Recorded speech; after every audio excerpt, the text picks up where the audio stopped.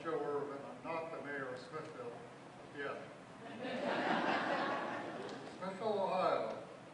In 1818, Thomas Smith came from Washington County, Pennsylvania, and built a log cabin along what was known as the Portage Trail, an Indian trail from Worcester to Old Portage, which later became Akron, and then went to Lake Erie. This became a stagecoach road. In 1818, land was purchased by James Hazlitt, assignee of Thomas Taylor, who built a stagecoach tavern. The Smithville Inn, as it is now known, is still there. You probably couldn't stay overnight, but you can still get a great meal there.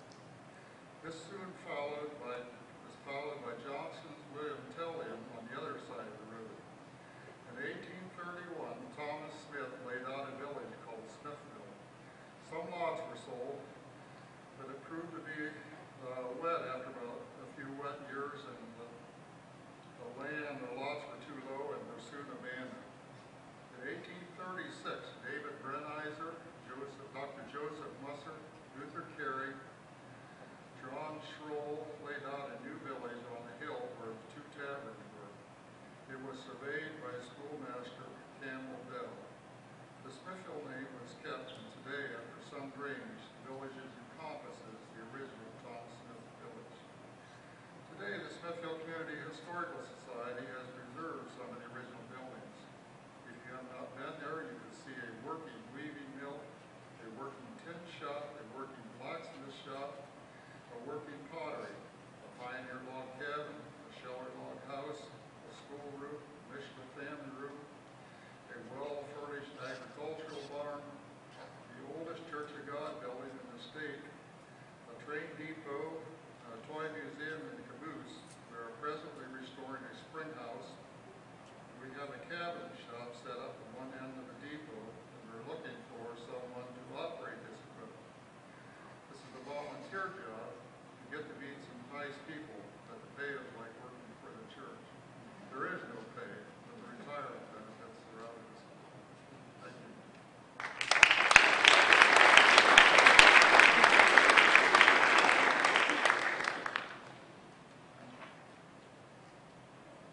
Congratulations to Wayne County on 200 years. My name is Judy Gaddy from the village of Apple Creek, and thank you for inviting me to speak today about our village. The history of Apple Creek is actually the story of two towns, Edinburgh and Apple Creek Station. Edinburgh was the older of the two villages and was founded where Apple Creek crossed US 250, which is today the west end of the village, approximately where Dale James and Troyer's Bakery now stand. Around 1815, a gentleman named John Cheney built a mill along the creek, and soon the village began to grow. A store, tavern, tannery, and foundry were all built in the vicinity, and the village of Edinburgh was officially platted in 1832, and by 1860 the census listed 50 buildings in the village, about half of which were businesses. In 1852, the Cleveland, Akron, and Mount Vernon Railroad came to the area buying land. Like many other communities in Wayne County, the importance of the railroad to our area's economic growth cannot be understated. In 1854, a gentleman named John Hinman laid the first plat of Apple Creek Station. That village was all on East Main Street between High and Maple. He built a house where our town hall stands today and also ran a post office from that location. Soon after, a blacksmith shop, tavern, and boarding house were built to accommodate travelers and railroad commerce. As you can imagine, the economy of Apple Creek Station began to boom with the railroad passing through. Soon businesses began to move from Edinburgh to Apple Creek. The Edinburgh Mill was actually taken apart and rebuilt closer to the rails on the east end of town. Schools and churches were built also, and the town moved down the hill. In 1877, much of the area between the two towns had been built up, and the two towns grew together and became known as Apple Creek. Apple Creek is not without its historic moments or notable signs. Route 250, which runs through the village, was the Great Trail and was one of the largest Indian trails in Ohio. In the 18th century, virtually every Ohio chief traveling through the state would have passed through modern Apple Creek. Men like Tecumseh, Pontiac, White Eyes, and Kilbuck. Another famous character associated with the village is Johnny Appleseed. Appleseed had an apple orchard planted southeast of the village which gave rise to Worcester's Larwell brothers naming the creek Apple Creek. Appleseed frequented the area and was friends with many of our early settlers, and this is why today we celebrate Johnny Appleseed Days, which was last weekend, so I can't put in a plug for it, but next year. Thank you.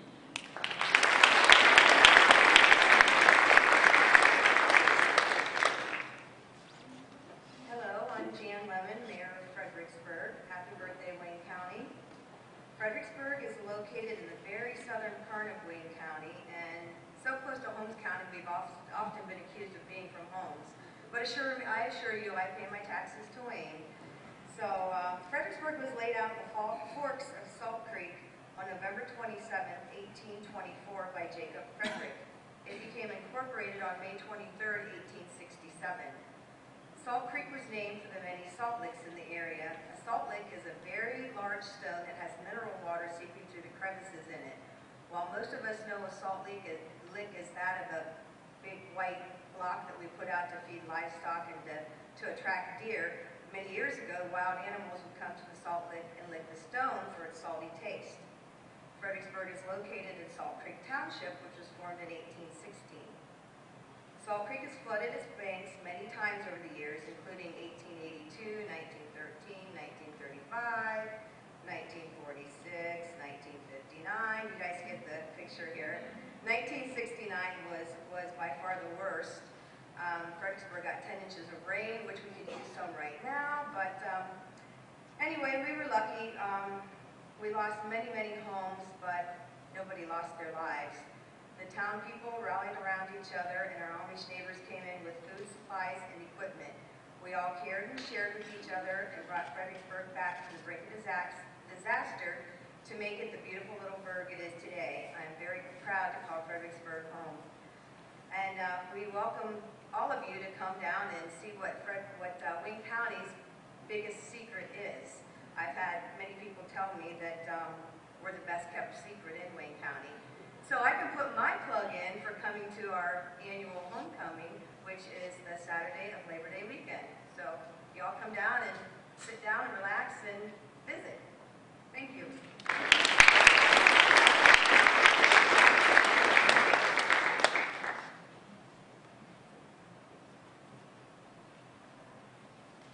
Hello, I'm Dave Mann, trustee of Franklin Township. My wife Karen, so you got her in the front row.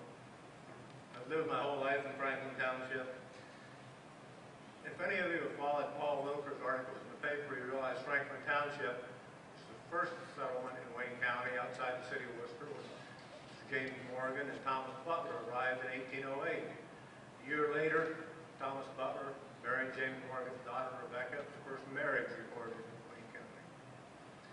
And Mr. Morgan, James Morgan Sr., and his son James Morgan Jr. were both Revolutionary War veterans. Most of this is common knowledge of anybody that's studying history, but there's a few other people that are less well known but equally interesting. One of them, Isaac Munson, showed up a few years later, 1816. He fought under General Washington when he lived in New York during the Revolution. The most interesting one I found was a man by the name of Thomas Sowell. He was born in Scotland, 1746. Came with the family a year later. He was a true frontiersman. Through his teenage and early adult years, he lived with the Shawnee Indians in Virginia. 1768, he married an Indian woman, Esther Cornstalk. She happened to be the daughter of the Shawnee Indian chief Cornstalk and the cousin of the great Tecumseh. And a few years later, when the war broke out, 1777, Mr. Sowers enlisted in the Virginia militia, fought through the Revolution.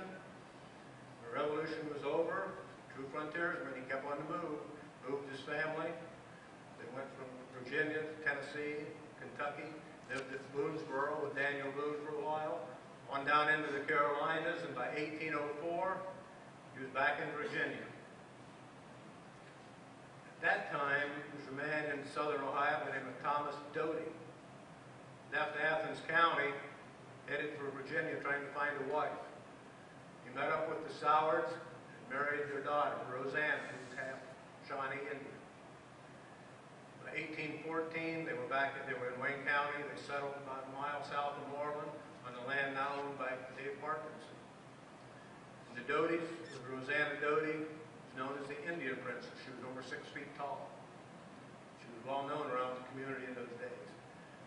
And the Sowards family followed them there. They lived in a dirt-floored log cabin for many years. You know, Thomas Soward didn't last long. He was getting elderly, and a year after he moved there, he died. A few years later, his wife, the daughter of the Shawnee Indian, she died 1821. And the Doty's remained until they died. Thomas Doty died in 1842. His wife, Rosanna, had died earlier, in 1831. The Doty's are buried right behind the Moreland Church, the Moreland Cemetery. But the common thread between most of these people, there's 4 Revolutionary War soldiers and a daughter of a Shawnee Indian chief are buried in what's known as the Butler Morgan Cemetery. That cemetery is hidden deep in the Kilbuck Marsh wildlife area. Severely neglected, and they don't want to seem to give access to anyone to go in there and do anything with it. 1832, there's another family arrived in Franklin Township. That was the George James family. They came from Ashland, England. They showed up in the Munson School, lived 6 months there while they built a cabin on Clark Road. It's now Clark Road. These were my ancestors. And they're English. They can be very persistent. Sometimes they're called stubborn.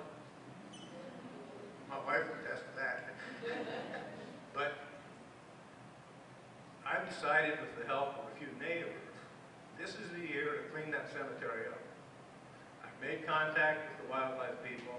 Haven't had a whole lot of success. They haven't denied access, but they made it pretty clear that they didn't want us in there. They made it clear that it's going to be difficult. They tried to discourage it. Like I said, they can be real stubborn. And I think before this year is over, we're going to have access to it. We're going to try and clean the cemetery up. I might have to call on some of the other government officials here to help me, but we will get in there and get it done. Thank you.